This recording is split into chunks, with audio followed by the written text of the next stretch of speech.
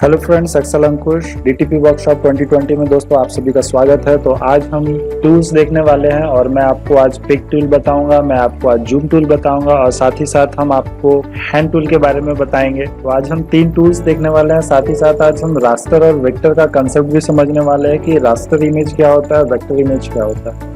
तो दोस्तों, जो आप जेपीजी इमेज वगैरह यूज करते हैं, जो आप पीएनजी इमेज यूज करते हैं, डिफरेंट टाइप के इमेजेस होते हैं जो कि कन्वर्ट हो जाते हैं वेक्टर के बाद, जो कि आपको पिक्सल्स में इस तरह से डिस्प्ले होंगे। जब आप उसको बहुत ज़्यादा जूम कर देते हैं तो वो इस तरह से छोटे छोटे पिक्सल्स में आपको शो करेंगे। तो इस तरह के जो आपके इमेज होते हैं इनको हम रास्टर इमेज बोलते हैं, जो कि एक हाई डेफिनेशन के बाद, एक प्रॉपर साइज के बाद वो पिक्सलेट होने लगते हैं, उनके पिक्सल्स बिखरने लगते हैं, दिखने लगते हैं आपको।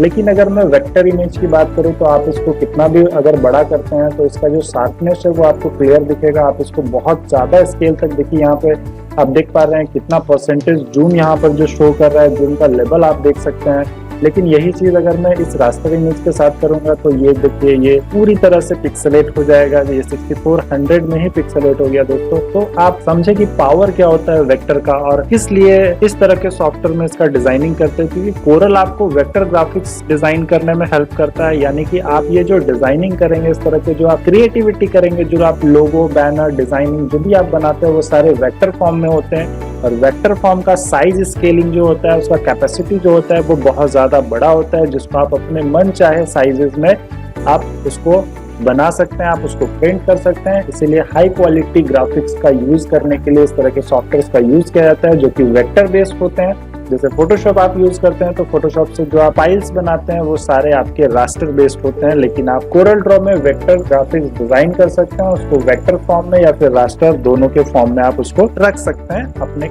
क्लियरिटी के पर्पज से, अपने यूजर्स के पर्पज से। चलिए, तो आपने देखा कि सिंपली रास्टर इमेज और आपका जो वेक्टर इमेज है क्या है। वेक्टर इमेज बहुत ही शार्प इमेज होते हैं जो कि फुल क्लैरिटी के साथ आपको शो करते हैं, जिसको आप अपने अकॉर्डिंग जितना साइज चाहते हैं उतना साइज में आप उसको सेट कर सकते हैं। लेकिन रास्टर का अपना एक फिक्स साइज होता है, उसके बाद वो पिक्सलेट हो जाता है। अब हम बात करेंगे टूल्स की। तो सबसे पहले मैं आपको बताऊं पिक टूल।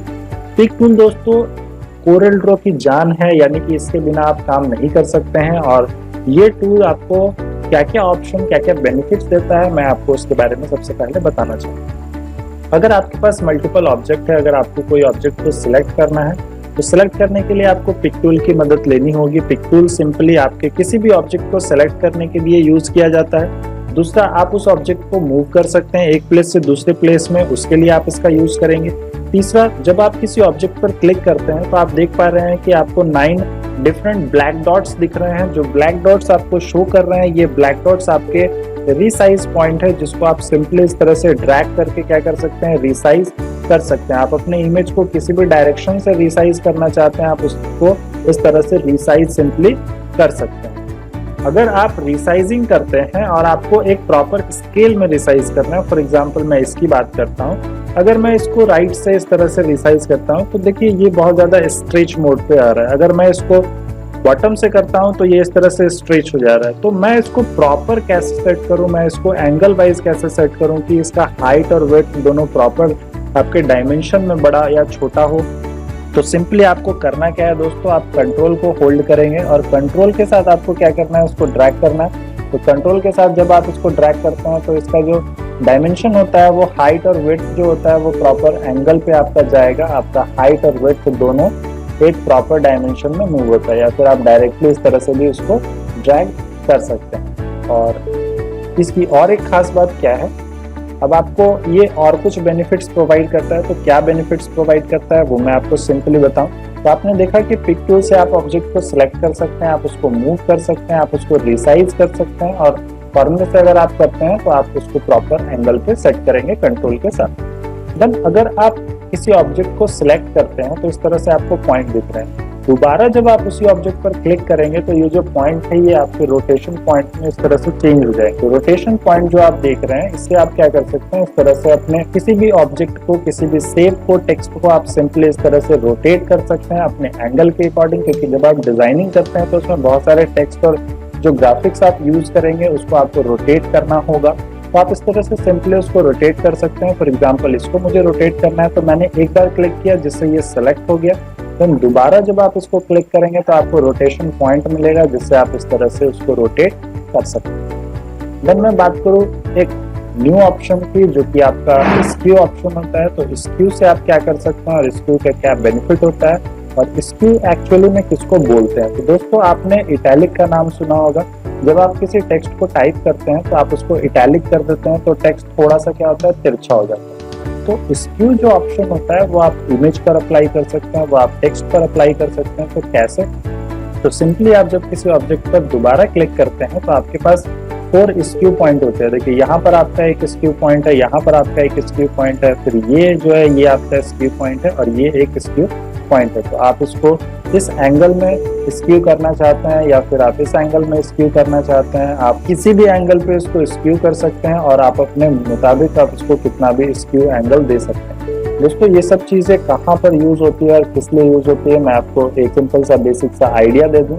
जैसे कि मान लीजिए कि मैंने यहाँ पर ये टेक्स्ट लिखा हुआ, ठीक है, और मैं सिंपली इसको कॉपी करके पेस्ट कर लेता हूँ, मैं एक डुप्लीकेट बना देता हूँ। तो कॉपी पेस्ट करने के लिए आपको Ctrl+C करना है और Ctrl+V करेंगे तो पेस्ट हो जाएगा, उसी के ऊपर पेस्ट हो गया। आप सिंपली ड्रैग करेंगे तो वो मूव हो जाएगा। देखिए अब सिंपली मैं क्या करता हूँ कि मैंने ये टेक्स्ट टाइप किया, ओके, और एक टेक्स्ट है जो मैं यहाँ पे इसके ऊपर रखता हूँ। इसका कलर में क्या करता हूँ, थोड़ा चेंज देख पा रहे हैं, और पीछे वाला जो टेक्स्ट है उसका कलर में थोड़ा लाइटली, देखिए यहाँ पे वो जो टेक्स्ट है आपका इस तरह से विजिबल होगा।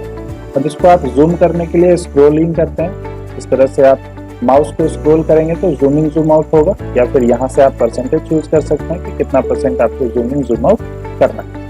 अब ये जो टेक्स्ट है इसको मैं सिंपली इसके जस्ट ऊपर रखूंगा और क्लिक करके मुझे क्या करना है, उसको दोबारा क्लिक करना है। आपको दोबारा क्लिक करके आप इस तरह से थोड़ा सा स्क्यू करना है और यहाँ पे इस तरह से स्क्यू करते हैं। जैसे ही मैंने इसको स्क्यू किया, आप यहाँ पे देख पा रहे हैं कि ये जो आपका टेक्स्ट है ये एक शैडो के रूप में आप उसको शो कर सकते हैं, और ये लग रहा है टेक्स्ट की वेक्टर जो टाइप किया हुआ है वो थोड़ा सा ऊपर की ओर उठा हुआ है। तो देखिए एक छोटे छोटे इन ऑप्शंस का यूज करके आप बहुत ही इफेक्टिव डिजाइन क्रिएट कर सकते हैं। और सिंपली अगर मैं बात करूं तो मैं इसको थोड़ा सा अगर और बड़ा कर देता हूं तो ये और ज्यादा आपको परफेक्ट दिखेगा, और इस तरह से आप देखिए उसका डायमेंशंस को कैसा शो कर सकते हैं। तो ये सब चीजों को आपको समझना है कि हर एक छोटे छोटे ऑप्शंस का यूज करके आप क्रिएटिव आइडियाज लगाकर आप अपने डिजाइन को इफेक्टिव बना सकते हैं। तो हर एक चीजों को अच्छे से समझें, उसको अच्छे से प्रैक्टिस करें, और कुछ भी डाउट होगा तो आप जरूर मुझे कमेंट करके बताएं। तो ये जो आपका बन गया, अब दूसरा मैं आपको इसका यूजेस बताऊं कि मैं यहाँ पे सेलेक्ट कर रहा हूँ, उसको मूव कर रहा हूँ, मैं इसको रोटेट कर सकता हूँ, यहाँ पे मैं इसको व्यू कर सकता हूँ। फिर इसका और एक बेनिफिट होता है कि जब आप इस पर डबल क्लिक करते हैं तो जैसे ही आप डबल क्लिक करेंगे, देखिए जितना भी ऑब्जेक्ट्स मैंने बनाया है वो सारा सिलेक्ट। सिंपली इस ऑप्शन पर, इस टूल पर आपको डबल क्लिक करना है। जैसे ही डबल क्लिक किया, देखिए पूरा जितना भी ऑब्जेक्ट हो वो सारा सिलेक्ट हो गया वन टाइम में। आप सिलेक्शन करने के लिए आपको Ctrl+A जो आप करते हैं, Ctrl+A करने से आप सारे ऑब्जेक्ट को सिलेक्ट कर सकते हैं। वही चीज आप इस पर डबल क्लिक करेंगे तो ये डायरेक्ट आपको सिलेक्शन करने का ऑप्शन देखो। ये था पिक टूल, जो कि आपके आने वाले सेशन में बहुत ज्यादा काम आने वाला है। इसके बिना कोई भी आप वर्क नहीं कर सकते हैं, इसलिए इसके रिलेटेड मैंने जो जो ऑप्शंस आपको बताए हैं उन सारे ऑप्शंस को आपको अप्लाई करना है, आपको यूज करना है। नेक्स्ट हम बात करेंगे जूम टूल की। अब जूम टूल का बेनिफिट क्या है कि आप क्लिक करेंगे जहाँ पे, वो सेक्शन क्या होगा, जूम होता जाएगा।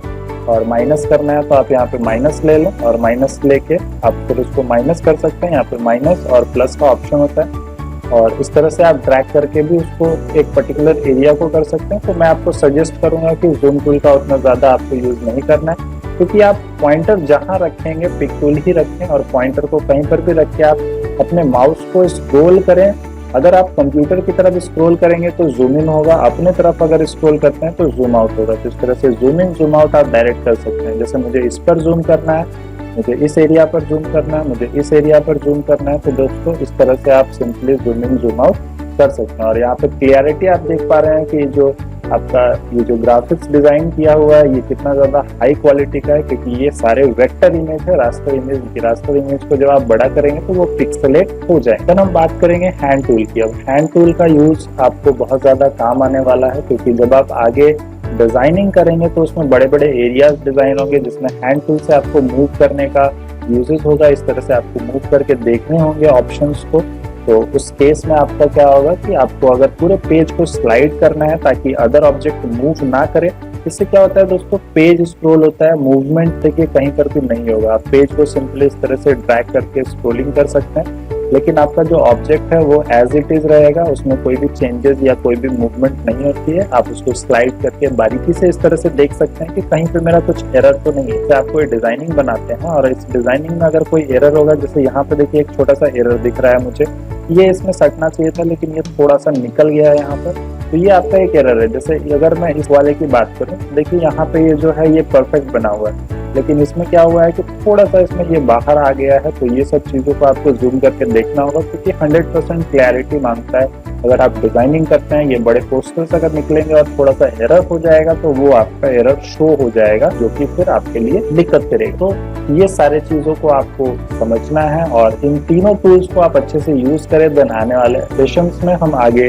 वेरियस टूल्स, वेरियस टेक्निक्स देखेंगे और मैं आपको रिकमेंड करूंगा कि पिक टूल को इस तरह से आप ऑब्जेक्ट ड्रॉ करें। यहाँ पे कोई भी ऑब्जेक्ट लेकर ड्रॉ करें, कुछ टाइप करें। यहाँ से आप टेक्स्ट लेकर टाइप कर सकते हैं और सिंपली आपको टेक्स्ट लेकर क्लिक करना है और टाइप करना है। आप कुछ टाइप करें और टाइप करके यहाँ से आप राइटिंग चेंज कर लें। देन आप उसको इस तरह से पिक टूल की मदद से आप उसको रिसाइज वगैरह करें, अरेंजमेंट करें और कोई भी शेप यहाँ से ड्रॉ कर लें और उस शेप के बेसिस पे आप उसको क्या क्या कर सकते हैं वो सारा देखें। देन आगे आने वाले सेशन में हम रेक्टेंगल टूल के बारे में समझेंगे कि रेक्टेंगल टूल का क्या क्या बेनिफिट होता है, उसको कैसे हम अपने डिजाइनिंग में यूज करते हैं। तो thank you very much, happy learning.